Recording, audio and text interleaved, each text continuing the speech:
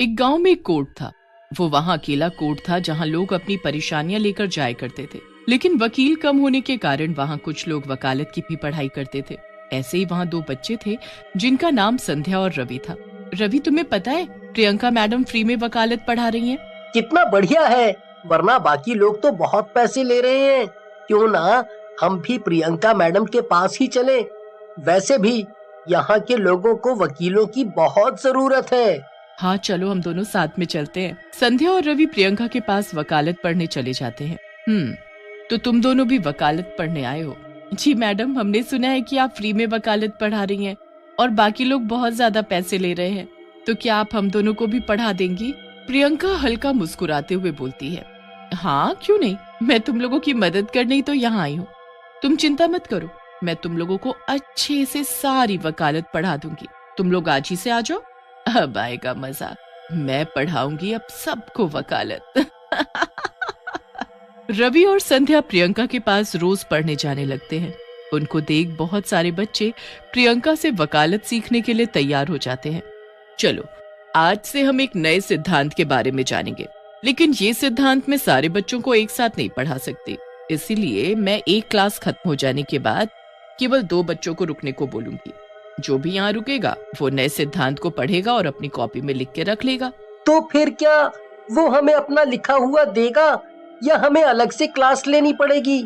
नहीं, सबको अपने अपनी कॉपी में खुद लिखना होगा। और आज प्रीति और शेखर नया सिद्धांत पढ़ने आएंगे। बच्चों के जाते ही प्रियंका अपना चुड़ैल का रूप ले लेती है। कितने भोले बच्चे हैं जो मेरी बात इतनी आसानी से मान जाते हैं। अब देखना है कि ये 2-2 की जोड़ी बनाकर कैसे आते हैं और कैसे मैं इन सबको एक के बाद एक खाती चली जाती हूँ। मैं इन सबको मार डालूंगी। बच्चे प्रियंका की बात मान जाते हैं और 2-2 की जोड़ी बनाकर रोज पढ़ने आने लगते हैं। लेकिन कुछ दिनों बाद प्रियंका उनसे बोलती है, सुनो सुनो तुम लोग, मैं कुछ दिनों के लिए अपने केस की वजह से बाहर जा रही हूँ, लेकिन तुम लोग जैसे मैंने तुम्हारी जोड़ी बनाई है वैसे ही रोज उसी समय पर आते रहना, और जो मैंने लिखवाया है वो सामने वाले नोटिस बोर्ड पर दोबारा से लिखकर चिपकाते रहना। ऐसा तुम्हें तब तक करना है जब तक मैं वापस नहीं आ जाती। बच्चे प्रियंका के ना होते हुए भी उसके घर जाते हैं, लेकिन किसी को पता नहीं चलता और वो एक के बाद एक गायब होते रहते हैं। किसी को भी नहीं पता है कि मैं इसी शहर में रहकर इन बच्चों का शिकार कर रही हूँ। कितना सुकून मिलता है, रोज 2 शिकार खुद मेरे घर पर चलकर आते हैं। ऐसे ही प्रियंका रोज 2-2 करके बच्चों को खाती रहती है और उधर उनके घर वाले परेशान होते रहते हैं। रवि और संध्या बाजार अपने लिए कुछ नई किताबें लेने गए होते हैं। तभी उन्हें उन्हीं की क्लास के एक बच्ची की माँ दिखती है। बच्चों, तुम लोग यहाँ कैसे? तुम्हारी तो क्लास चल रही है ना? हाँ, चल तो रही है आंटी, लेकिन सिर्फ 2-2 बच्चों की। आज हमें नहीं जाना। 2-2 बच्चों की? लेकिन मेरा बेटा तो 10 दिन पहले ही गया था क्लास लेने और अभी तक नहीं आया। क्या तुम लोग मुझे अपनी उस टीचर का नंबर दे सकते हो? हाँ, नंबर तो आप ले लो आंटी, लेकिन मैडम अभी इस शहर में नहीं है। क्या पता आपका बेटा कहीं और चला गया हो। एक बार आप बाकी लोगों से भी पता कर लो। नहीं बेटा, वो आखिरी समय क्लास लेने ही निकला था और अभी तक आया नहीं है। मुझे बहुत डर लग रहा है। डरो मत आंटी, मैं जाकर मैडम के घर पर देखता हूँ। शायद वो वहीं रुककर पढ़ाई कर रहा होगा। जैसे ही कुछ पता चलेगा मैं आपको बताऊंगा। रवि और संध्या उस बच्चे की माँ से ये बातें करके सीधा प्रियंका के घर की तरफ चल देते हैं। अरे, वो आंटी तो कह रही थी कि वो बच्चा यहाँ आया था, लेकिन यहाँ तो कोई भी नहीं है। तो ऐसा कैसे हो सकता है कि कोई क्लास लेने आए और यहीं से गायब हो जाए? क्या पता आंटी को पता ना हो और वो कहीं और चला गया हो। दोनों वहां से चले जाते हैं और इस बारे में ज्यादा सोचते नहीं है।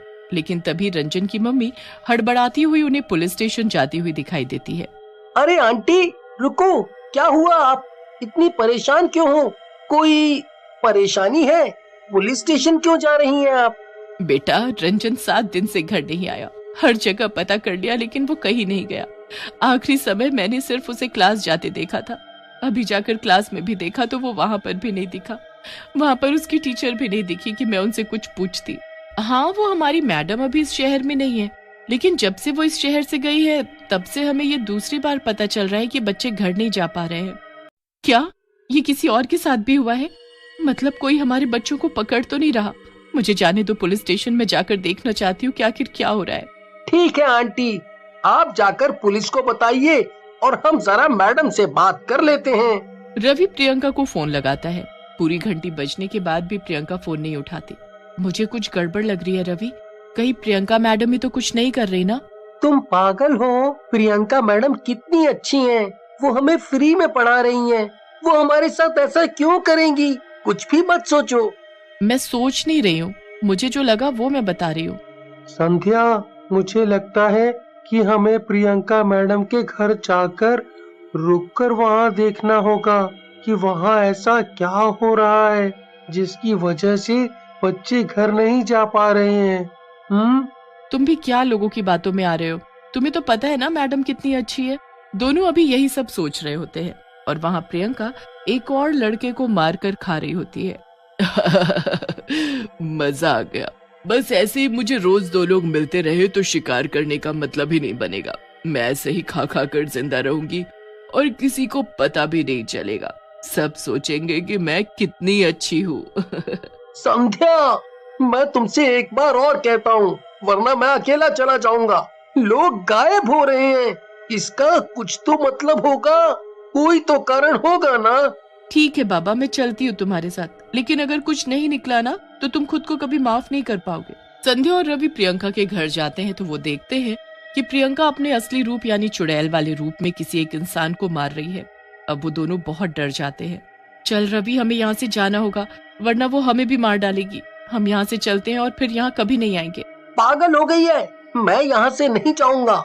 ये लोगों को मारती है और ना जाने कितनों को मार चुकी है। अगर हम आज यहाँ से भाग कर चले गए तो ये फिर लोगों को मारेगी। रवि प्रियंका चुड़ैल के घर के पीछे जाता है और उसकी खिड़की से प्रियंका चुड़ैल को देखता है। उसको विश्वास नहीं हो रहा होता कि वो प्रियंका है। वो उसको फिर से एक बार रूप बदलते हुए देखना चाहता है। तभी प्रियंका चुड़ैल से फिर प्रियंका बन जाती है और वहाँ से निकल जाती है। मुझे समझ आ गया है, हमें क्या करना है, चलो यहाँ से। क्या समझ आ गया है? क्या करना चाहते हो मुझे भी बताओ। संध्या, चलो मैं बताता हूँ तुमको। चलो यहाँ से, मैं तुम्हें सब बता दूंगा। संध्या और रवि जल्दी से वहाँ से निकल जाते हैं। रवि, मुझे कुछ समझ में नहीं आ रहा है, तुम करना क्या चाहते हो? बस तुम इतना समझ लो, मैं जो भी करूँगा वो हम सब के लिए सही होगा। रवि उन बच्चों के पास जाता है जो आज प्रियंका के घर जाकर पढ़ने वाले होते हैं और उन्हें किसी तरह मना लेता है कि वो आज पढ़ने ना जाए। और फिर वो संध्या के पास जाता है और संध्या से बोलता है, सुनो संध्या, आज हम दोनों को पढ़ने जाना होगा। आज हम उन बच्चों को नहीं भेजेंगे। रवि, तुम पागल हो गए हो। हम अपनी जान खतरे में क्यों डाले जब हमें पता चल चुका है कि वो चुड़ैल है। संध्या उसकी बात मान जाती है और रवि के साथ चली जाती है। चुड़ैल जब उनको देखती है तो सोचती है, अरे आज ये दोनों यहाँ कैसे? मुझे अच्छे से याद है इनकी बारी तो अभी नहीं आई थी। खैर, मुझे क्या, मेरा भोजन तो आ गया, मैं अब इन दोनों को भी नहीं छोड़ूंगी। चुड़ैल प्रियंका का रूप लेकर उन दोनों के पास जाती है। अरे बच्चों, तुम दोनों आज यहाँ कैसे? वो सब छोड़ो और ये बताओ, तुम यहाँ कैसे? मैं तो आज ही लौटी हूँ। क्यों, क्या हुआ? जैसे ही प्रियंका रवि के पास बढ़ती है, रवि उसकी आंखों में मिर्च डाल देता है। मिर्च डालते ही प्रियंका गुस्से में चुड़ैल बन जाती है। ये क्या होशियारी दिखा रहे हो मुझे? तुम लोग ये मत सोचना कि मैं कुछ नहीं कर पाऊंगी। रुको, तुम दोनों को अपनी जान से आज हाथ धोना पड़ेगा। इससे पहले कि चुड़ैल कुछ कर पाती, रवि अपने बैग से तेजाब की बोतल निकालकर उस पर फेंक देता है। अरे नहीं, मेरा चेहरा जल रहा है। अरे कोई बचाओ मुझे। ये तुझे तब सोचना चाहिए था जब तू दूसरे लोगों को मार रही थी। उन्हें कितना दर्द हुआ होगा, ये तूने कभी सोचा ही नहीं। हम तो तुझे नेक इंसान मानते थे, कितनी इज्जत करते थे तेरी हम सब बच्चे, पर हमें क्या पता था कि तू ही आस्तीन का सांप है। यही वकालत पड़ी है तूने। आज तेरा फैसला मैं करूंगा। तू वकील है ना, तो आज मैं तेरा जज हूँ। संध्या, भागो यहाँ से, मैं इसको जला कर आता हूँ। नहीं, मैं तुम्हारे साथ ही जाऊंगी। संध्या वहीं खड़ी हो जाती है। रवि उस पर माचिस जलाकर फेंक देता है, जिससे चुड़ैल जलकर राख हो जाती है। वैसे तो कोर्ट में भीड़ ही रहती है, लेकिन अब अचानक से भीड़ के लोगों की एक आवाज लाने लगी है। लोगों में जज के बारे में बहुत सुनने को मिल रहा है। अरे जल्दी जल्दी यहाँ से निकलो, शाम होते ही यहाँ पर अलग ही माहौल हो जाता है। क्या कह रही हैं बहन जी? अलग माहौल कैसा? और आप यहाँ पर किस लिए आई थी? मैं तो यहाँ पर अपने जमीन के चक्कर में आई थी। खैर वो छोड़िए, यहाँ से बस जल्दी निकलिए क्योंकि यहाँ पर खिड़की दरवाजे सब बंद होने लगते हैं 5 बजे के बाद। तभी कोर्ट में 5 बजे की घंटी बज जाती है और सारे खिड़की दरवाजे धड़ धड़ करके बंद होने लगते हैं और बाकी लोग अंदर ही फंसे रह जाते हैं। मैंने बोला था ना, देखा आपने किस तरह बंद हो गए। अब जो लोग अंदर होंगे उनका कोई ठिकाना नहीं है कि वो जिंदा वापस आएंगे भी या नहीं, इसीलिए जल्दी से जल्दी भागते हैं यहाँ से सब।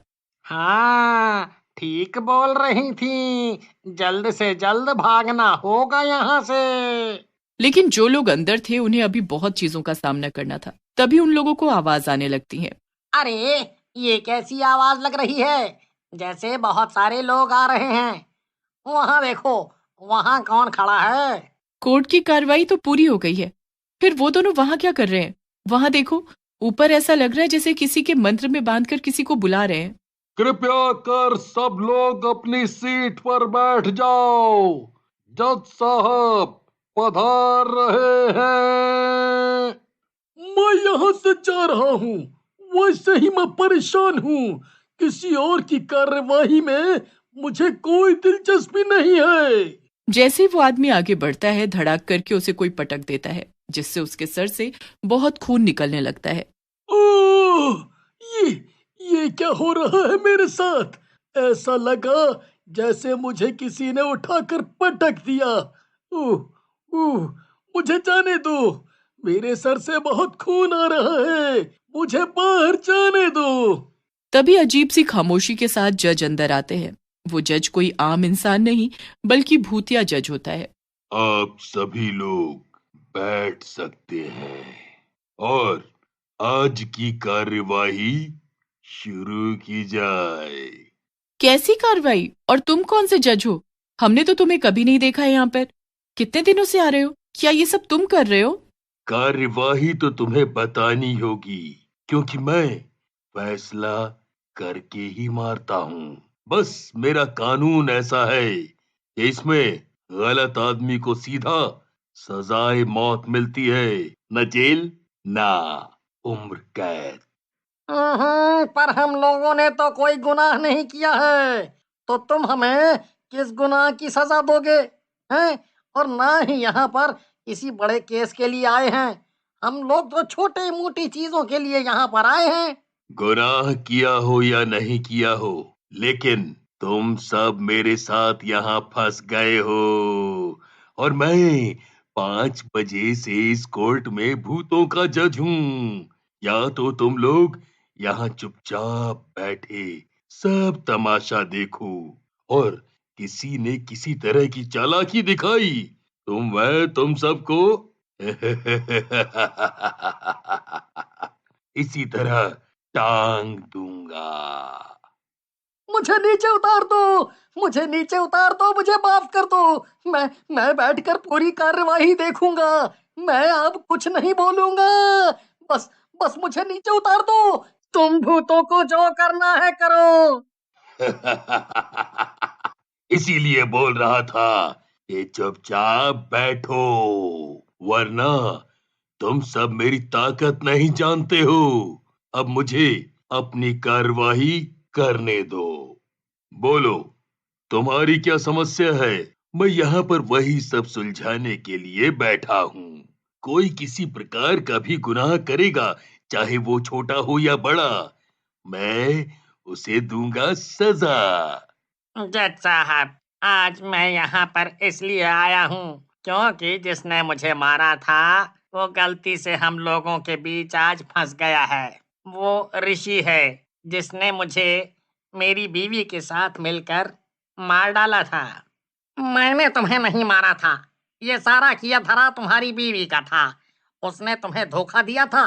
मैं बस उसकी बातों में आ गया था और उसका गुनाह छुपाने में मदद की थी, पर मैंने तुम्हें मारा नहीं था। हाँ।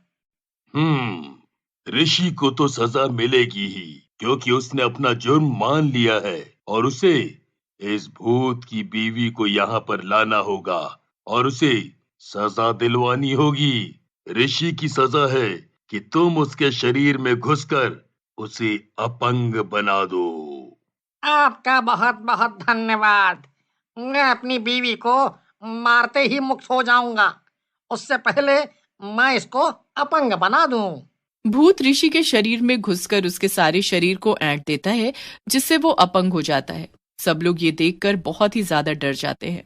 ऋषि चिल्लाते हुए रोते हुए हवा में उछलकर जमीन पर गिर जाता है और फिर वैसे ही पड़ा रहता है। तुम ये क्या कर रहे हो?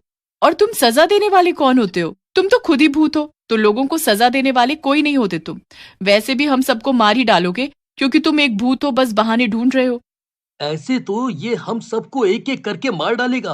अब तक ये 4 लोगों को मार चुका है। हमें इससे बचने के लिए कुछ सोचना पड़ेगा, या इसे खत्म करने के लिए। पर विकास भाई, आप देख रहे हैं ना कि चारों ओर भूत ही भूत हैं। ऊपर से ये भूतिया जज जो कहीं से भी लोगों को उठाकर पटक दे रहे हैं, क्योंकि उनकी बात नहीं मानी जा रही। और आप इसे मारने की बात कर रहे हैं। कैसे मारेंगे, कैसे मारेंगे? मैंने तो ये भी सुना है कि ये हर रोज 5:30 बजे कोर्ट आ जाता है और सब लोग तब तक चले जाते हैं। मैं बेवकूफ बस यही देखने के लिए आज रुक गया था कि ये बात सच है या नहीं। मेरी फूटी किस्मत। ये क्या फुसफुसाहट की आवाज आ रही है? कौन बात कर रहा है मेरी कोर्ट में?